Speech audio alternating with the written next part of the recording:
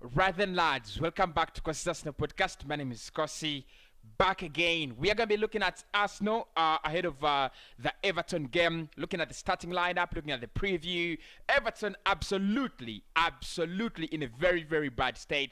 But I guess that's no point because against United, again, we played them. They were in a very, very bad state. And they lost. I mean, we lost that game in a very, very, very joking way. Players not good enough, but I'm gonna say the performances there were not good enough from the likes of Partey, from the likes of Elneny, from the likes of Aubameyang, Nuno Tavares. Those performances, they were not really good enough, and we should have beat Manchester United, and we failed. But again, we move on to the good son back against Everton. What are your predictions? What are the three changes you'd love to see in this game? Xhaka is back in full training. I doubt he'll have any sort of involvement in this game, but maybe that's a little bit promising for the January, for January. Xhaka could be involved a little bit, better, for us, probably because he's back in full training now. But anyway, what I want to say about this game against Everton, I think it's a game that Arsenal again have to win. It's a must win. Right? For me, it's not any different from the Manchester United game. These are big clubs, respect them, but again, you have to go there as the favorites. We come into these games as the favorites. Everton have not won a game in their last 7 games. 1 point collected in their last 7 games. That shows you how they are. Yes, they have some dangerous players in there. They're a threat. They can score. But their morale is down. They're not on point. And I think Arsenal, this is a point where you need to bounce back again. You bounced back well against Newcastle, against Newcastle from the Liverpool game. Now, after losing to Manchester United, a game that we should have won, we've got to bounce back again. I think for me, this is how you bounce back. Go to Everton, collect those points, and then move on. So, who should be starting? I think Aubameyang should be dropped. Honestly, there is no reason as to why Aubameyang is starting games for Arsenal. Absolutely no reason. We'll look at the starting lineup, my starting lineup. Aubameyang is not there. Mohamed Elneny, with that ugly performance against United, drop him for the rest of the season. I don't care. He was not playing right from the start of the season. I don't know why Mikel played him against United, dropped Lokonga. Drop him in this game is absolutely useless, was absolutely useless in that game. And then, I don't know, look, Thomas Partey can't be dropped at the moment, so I'll drop Nuno Tavares. Look, he looks good, he's a very, very good player, but it's high time we get back to our top 4, to our usual back 4. It should be Tierney, Tomiyasu, Ben White, and Gabriel, with the goalkeeper Aaron Ramsdale. That is the back 4. Yes, Tavares, has that element of a flying, full back who drifts into the middle of the pack and things like that. It doesn't make sense. It doesn't make any difference for me. Tavares drops, Chianti, and he comes back. That's it. So let's get to the starting lineup, guys, and see what I think about who should start and who shouldn't start in this game. Because, basically that's the reason as to why I always do this video.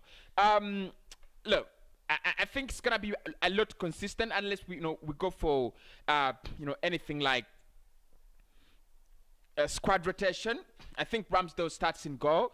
Again, another good performance against Manchester United. I don't blame him for the goals. The Bruno Fernandes goal, I think we slept.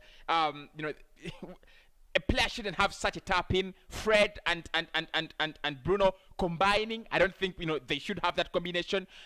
In our own penalty area. The same goes to Rashford and Cristiano. Again, the combination it shouldn't happen. I don't blame Aaron Ramsdale for any of the goals that we have conceded actually this season. I don't blame him for any of the goals, and that shows you how good he is as a goalkeeper. I think he did well with the Ronaldo shot. It could have been 4, but he did well with that Ronaldo shot. Dealt with it very well because it was on close range, and you know how dangerous and deadly Ronaldo is. In that trench. The centre back partnership, I think they have really done well up to now. I think the only game that I saw that they didn't do enough was against Manchester United. Gabriel and Ben White, in that game, I'm still skeptical. Very, very skeptical. I think some of the goals were a little bit avoidable. They should have done better. They could have done better. But again, you don't drop your players because they didn't do well. Anyone is gonna say it was Ronaldo, it was Bruno, but for me, it was not the players, it was not the brilliance, because all those goals, apart from the penalty, all those goals, even the penalty actually, were avoidable. They were not really brilliant goals. I think, look at the goal we scored against them, the Martin Odegaard goal. It's almost the same goal that we conceded against Cristiano Ronaldo. It was only, the difference was only that it was on close range. And I'm asking myself, how does Ronaldo get such a tap in close range? No one is marking him. How does he get, at that range and no one is marking him? It's the same thing with Bruno. Someone should be moving with Bruno, and that's why I say Partey had a very, very poor game. The same as El Neni. Bruno really, really had a laugh in that game, as the same as Fred. Tomiyasu, I'm not really going to blame him for anything. Yes, I felt like that game again was not the best of games for Tomiyasu, but of course he comes back in the lineup. I hope he bounces back. That's all. That's all I'm asking for. I hope my boys do bounce back. It's the best gift they can give us ever. Games are really coming in thick and fast, and I don't blame this side. It doesn't have it doesn't have the experience, and they're really, really young. So it's gonna be stressful. It's really, really stressful days. And then for me, Kian Tierney should be coming back at left back. Tierney should be coming back at left back. It's high time.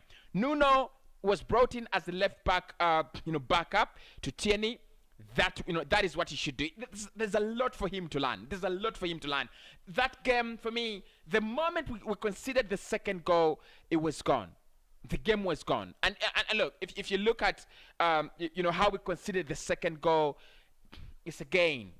Nuno Tavares dropping the ball, losing the ball, and then failing to track back. Kian Tierney doesn't really do that. Yeah, at times we know, this season really not played at that level, but last season he was our best player, and you don't just drop him, right?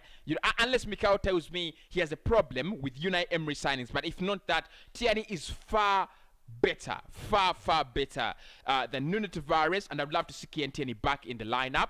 The midfield, I think, apart from Mikel Arteta tampering with the midfield already sorts itself out. I think Thomas Partey needs to up his game, but it's okay if he plays game in, game out. But I think he needs to really, really up his game. He's really having nightmares these days. Against Newcastle, that was a very, very bad game. Very, very poor performance. And then against Manchester United, another ugly performance from Thomas Partey. And then Odegaard as well. Who I think with the Manchester United performance, you would say Odegaard was our best player. I couldn't really say that, but he was good. He was really, really good. If you look at the goal he scored, the move that he initiated, I think he had a very, very good game. The only problem that he was not really supported by other players. Partey had a bad game. El Neni had a bad game as well. So Odegaard was literally isolated. He had a good game, but he had no one to play with. The rest of the players around him had very, very poor games. So El Neni drops, Odegaard comes back, and Thomas Partey. And if Partey has a poor game, I'll drop him against Southampton, honestly. I'll do that. Then the front three, I think Martinelli deserves a start. The last two games he's really played have been outstanding. So Martinelli on the left, and then Saka should be coming back. I hope his injury worries have been dealt with. So because look, when I looked at that game against Manchester United, I saw the difference between an Arsenal with Saka and an Arsenal without Saka, and I was really disappointed with Saka because he got two chances and then he went selfish. Look, yes, you want to be the difference, but of course his finishing is absolutely not clinical. I felt like the last chance in that game he got should have let the game. Laid the ball for Eddie Nketiah. Maybe Eddie Nketiah could have had, a tap in. Like again, he didn't. He doesn't look up. He doesn't, put his head up. And he doesn't see Eddie Nketiah in even a better position. And I think he got two chances in positions where I felt like he could have been better. Maybe get a shot on target or set up someone. Maybe he could have won that game. Again, when he came on, I saw a very, very, very big difference. So Saka much needed in that game. And then finally, drop Aubameyang. Honestly, drop Aubameyang. I'm looking at a lineup without Emile Smith Rowe. And I wouldn't really care if Smith Rowe is out of this team. I would rest him, not really because he's bad, but I would rest him and play Alexander Lacazette. Yeah, I'll play Lacazette up front. I think the reason as to why Mikel is playing Aubameyang, I think it's because he's the player that's gonna be around. That's the issue. But I don't see any other reason as to why he's playing Pierre-Emerick Aubameyang. He's only playing him because Lacazette's contract, Lacazette is running out of contract. Edin Ketia doesn't want to sign a new contract, and then Balogun at the moment is not available. But I just feel like he's playing him because of the politics. Playing him because you want him to to be in the lineup because you're captain and he's earning the biggest amount of money at the club and things like that. It's not footballing reasons. He barely needs to start. Honestly, he barely needs to start that game. But anyway, that's my starting 11, and we should be able to win against Everton. Honestly, we should be.